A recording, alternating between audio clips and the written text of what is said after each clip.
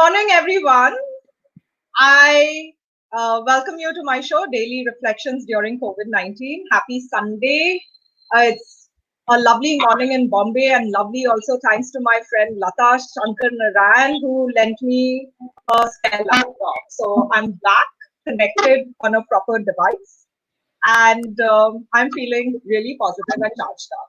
The last 2 days have been intense, trying to work off my phone, doing presentations, facilitating a virtual summit. But that's what life is all about, isn't it? It's not an easy journey. It's full of twists and turns rather than a straight road.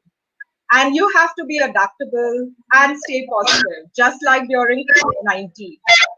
So we want you to stay positive while staying at home, and we want you also to, be mindful of the situation. This is a moment to pause and reflect, and you have your friends and family around. You can spend quality time with them, and even if your friends are not physically with you, you can stay connected. So with me today, I have Pankaj Sharma. He and I were colleagues at Kingfisher Airlines, and we had our ups and downs. We, had a lot of fun, but we also had our disagreements because we were in different departments. But over the years, our relationship has grown only stronger, and we've been more appreciable about each other's work. So welcome. Good morning, Pankaj. How are you? Is it good morning or good afternoon where you are? Hey, good afternoon, Elsa. Yes, it is. It's 12:30. It's a beautiful day. It's somewhere around, I think, 26, 28 degrees. So, yeah, good day to be out. Wonderful. So Pankaj is a social entrepreneur and co-founder of Toast My Curry. And so what is Toast My Curry? Tell me about it. So Toast My Curry is a social enterprise, right? So we work on a buy one, give one model. So every time we sell one of our products, we donate a meal for education of 3 kids back in Mumbai. So we buy one, we donate one. So that's what we Great. do.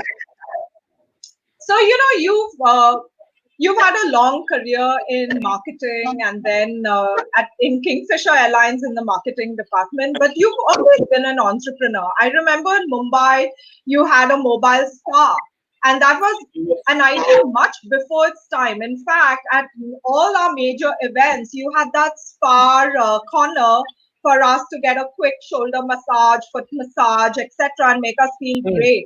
And then it became a trend. So in a way, you're a trendsetter. Tell us, how do you go about thinking these great ideas I wish I knew how to come up with great ideas. I think it's, I don't know, I feel, ideas come through accumulating experiences around you. So there's nothing like an original idea anymore. It's probably just, you see something somewhere and it stays in your head, locked in somewhere. And then one fine day, it comes out in a different form. That's my interpretation on how ideas come about, at least for me. So I think it probably, I think Kingfisher Airlines also has a small role to play in that, because I remember we were coming back from one of our trips from France during COVID days, and I saw a small spa set up in an airport, and probably stayed there with me for a couple of years, and then one time we just said, hey, there's nothing like this which exists in India. So we were the first one to start a mobile spa in India, and unfortunately, it's still going on. The company that we sold to a spa there, they're still running it as Power Spa. So it's good to see that something that we created 10, 12 years back is still going on strong. I'm a firm believer that travel is the greatest learning experience because it gives you fresh perspectives and ideas. And truly, your job at Kingfisher Airlines, as well as mine, required us to travel to, many different destinations, and that really sparks that creativity, right? So now that you made the decision to move to Australia, and it's been several years now, did you know anyone in Perth when you first moved there? No.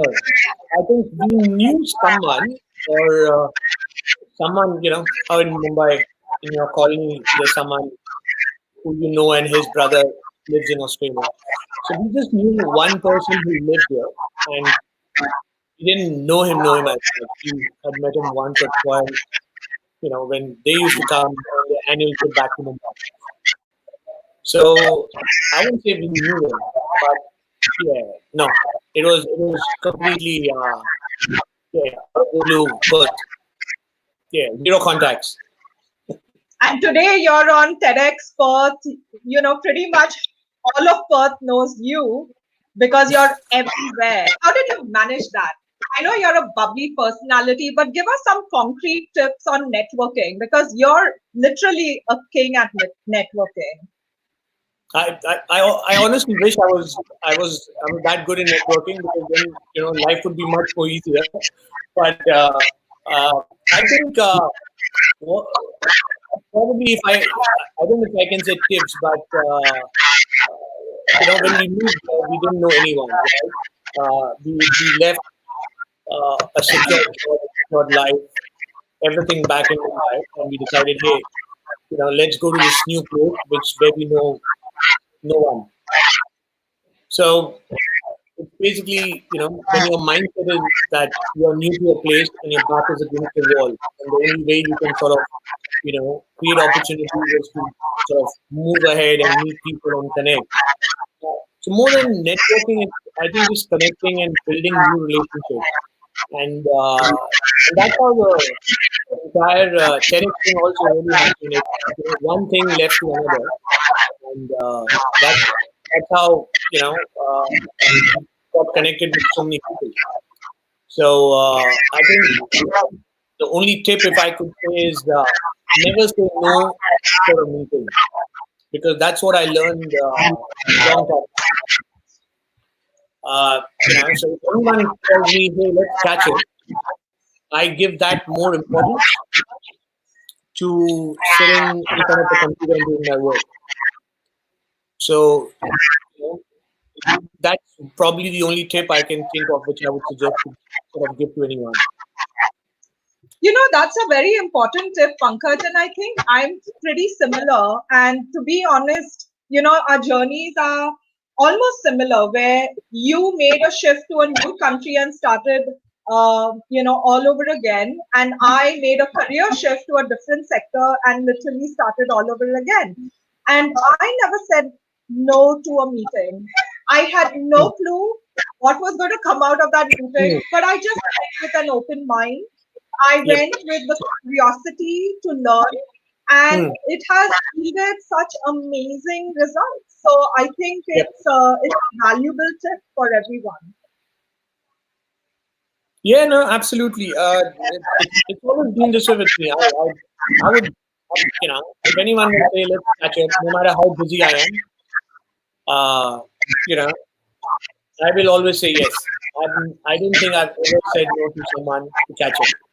Irrespective, it's gonna be work related or you're just catching up for coffee or chai or vada pav. Uh, you know, never say no is what I feel.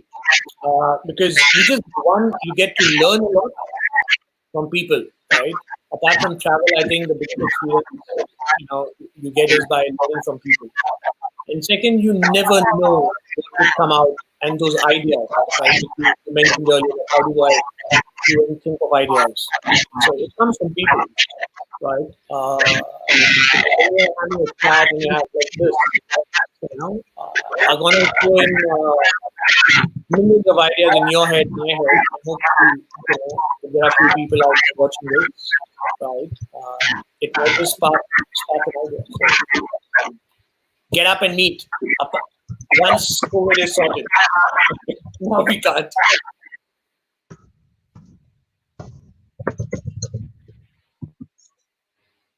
So we are are getting a kind of echo. Do you have a set of headphones handy? If you have, then maybe we can Let's try. just give some time.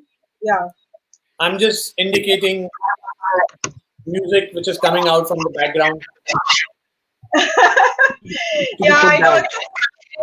it's a Sunday in Australia. It's barbecue time. It's also time to relax. Is the lockdown really strict over there in India? It's really, really strict. So,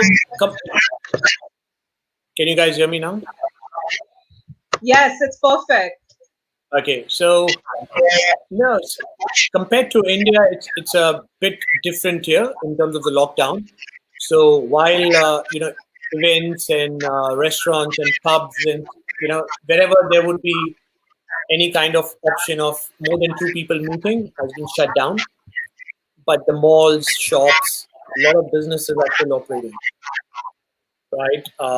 So people have been advised to,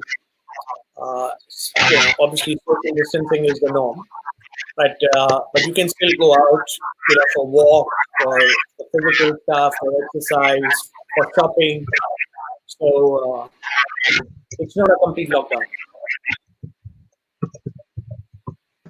Great. So, Pankaj, I want to go back to toast my curry. How did you come Okay. up with that idea? It's a long story. How many minutes are we doing this? We have about 15 minutes. So, Okay. but keep So your answers short. We don't want to take. We want to talk about more things as well.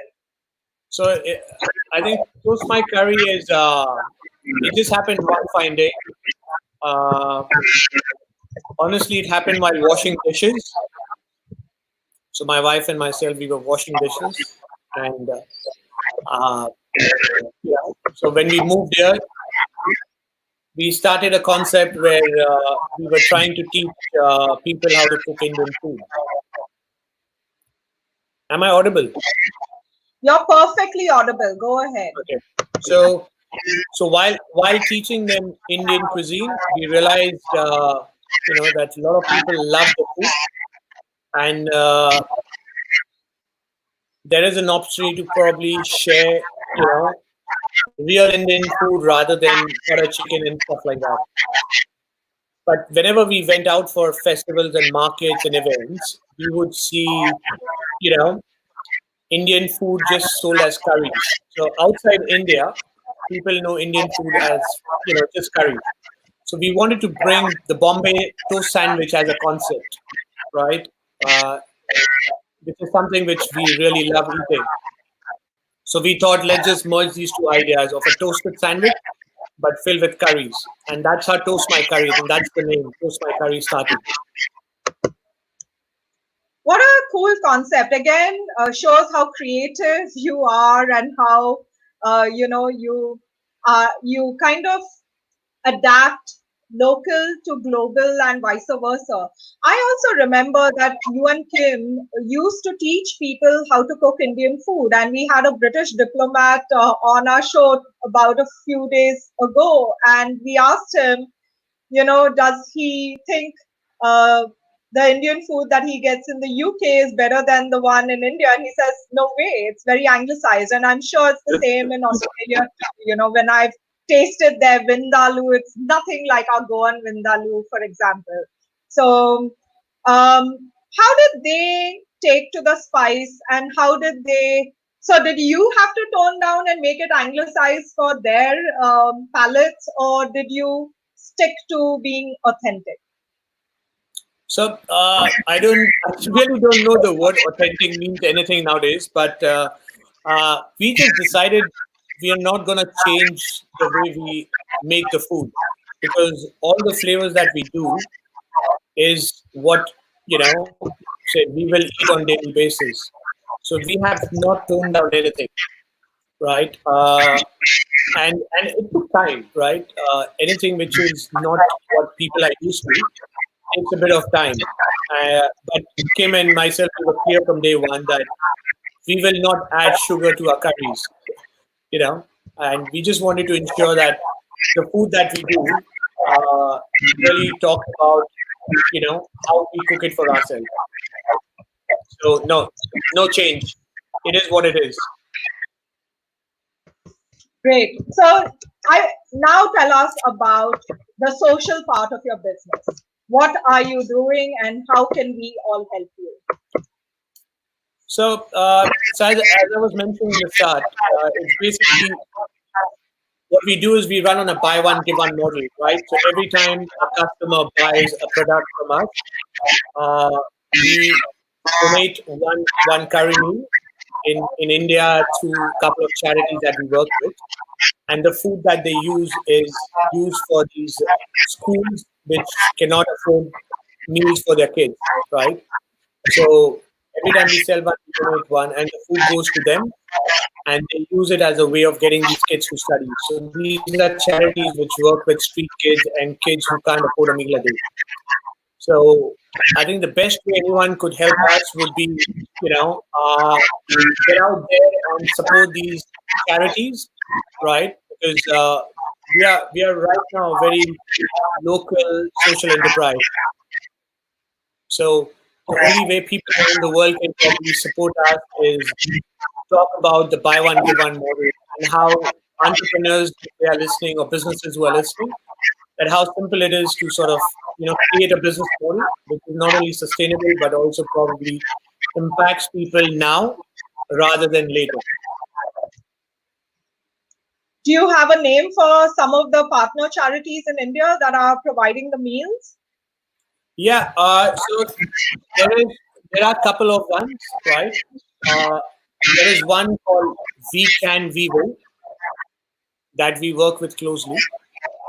They are based in Bombay, and they work with so kids in North Bombay, so basically towards Kandivali and Borivali and Daisal.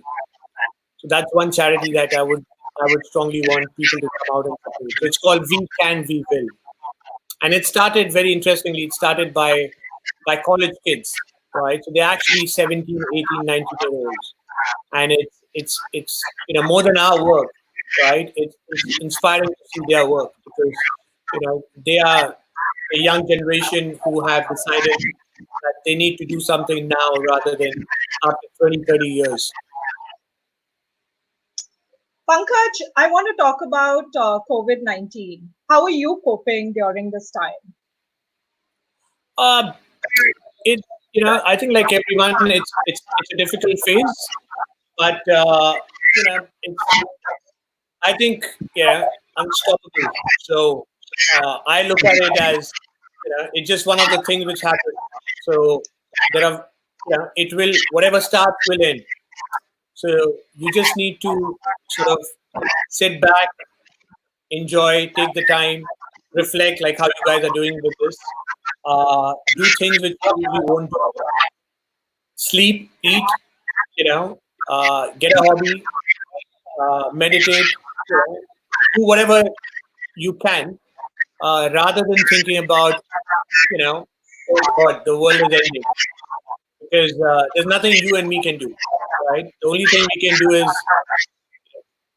stay away from people, keep distance, and I call it the pause phase. So this is a pause. So let's just pause and enjoy the time.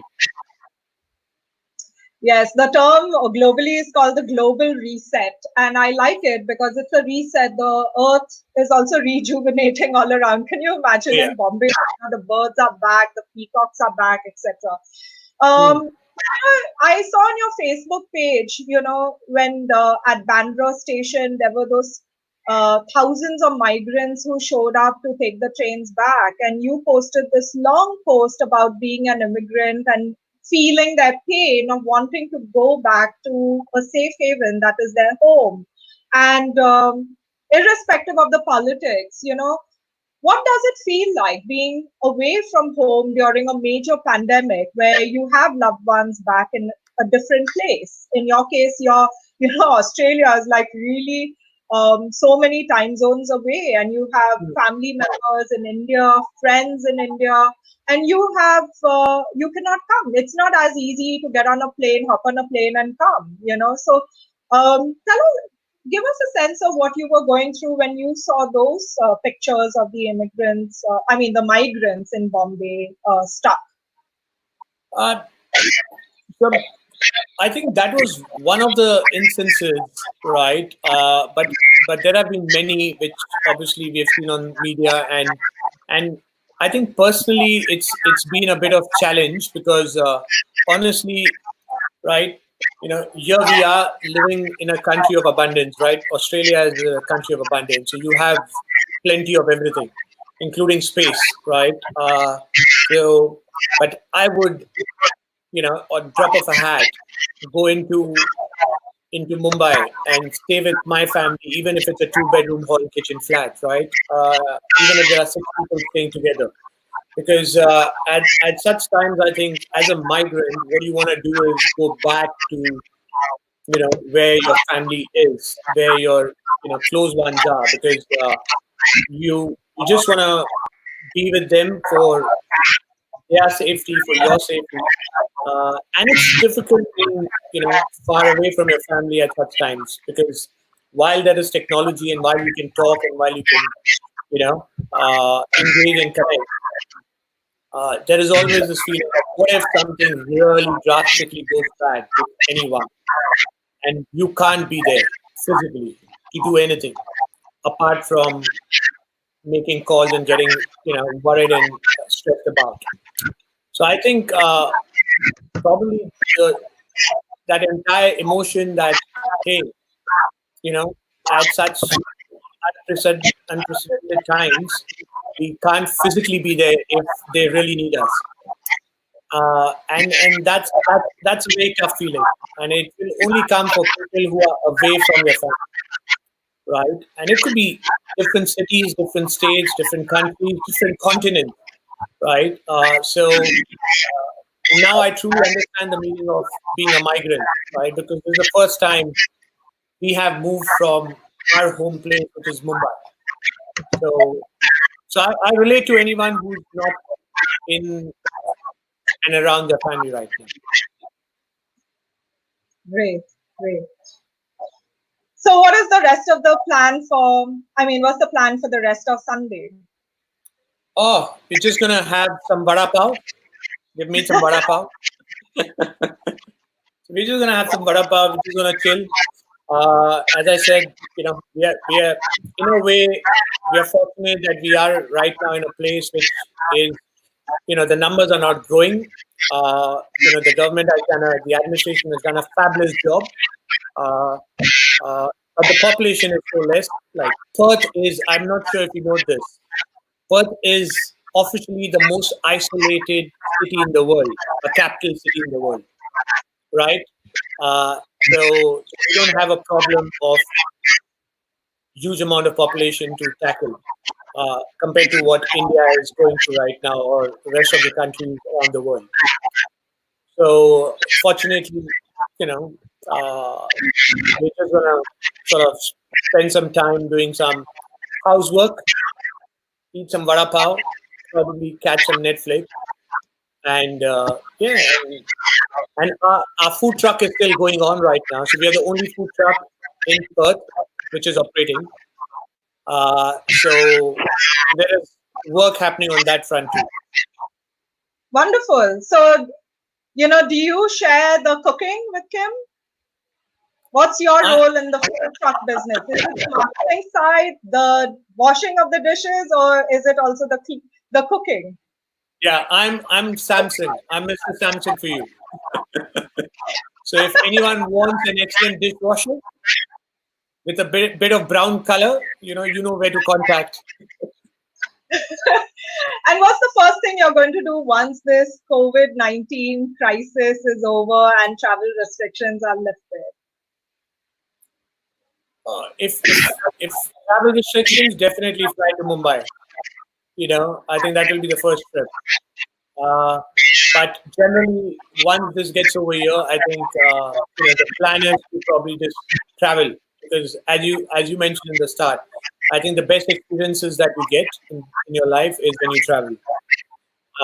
So we would really want to travel, irrespective because 100 kilometers, 1,000 kilometers. So yeah. Well, thank you, Pankaj, so much for joining us. It's been really fun catching up with you. No, thank you. For Yeah, you wanted to say something? No, no, go ahead. No, for all those who joined late, Pankaj and I worked at Kingfisher Airlines, and then he moved to Australia, to Perth, started his own enterprise. He was always an entrepreneur, even in Mumbai, and he started Toast My Curry. I'd like you to check it out. They adapt the Bombay sandwich to include the Australian version of an Indian curry, and it's been a real hit. He's reclaimed his life or whatever in Perth. He's a mover and shaker all over at TEDx Perth and at most of the networking events over there. And he's very well known. His food truck is still on. His and Kim's food truck is still on during this pandemic. So if you're in Perth, go check it out. And yeah, it's been fun catching up with you. Thank you so much. No, thank you. Thank you so much for having me. It's good to see you after a long time. We should catch up when we are in Mumbai next time. And you are inspiring. Believe me, I keep on following the work Supreet, everyone else your team is doing, and I'm like, I wish I can do 5 or 10% of that. So keep on doing what you're doing, and hopefully that will inspire millions of people, like it's doing for me. So thank you. Thank you very much. That's very reassuring. And for everyone else, please join me tomorrow at 10 a.m. I have Jane Borges. She's an author. Her book is one of her latest books is Bombay Balchao, and that is really really interesting. So do join us and see you tomorrow at 10 a.m. That was fun.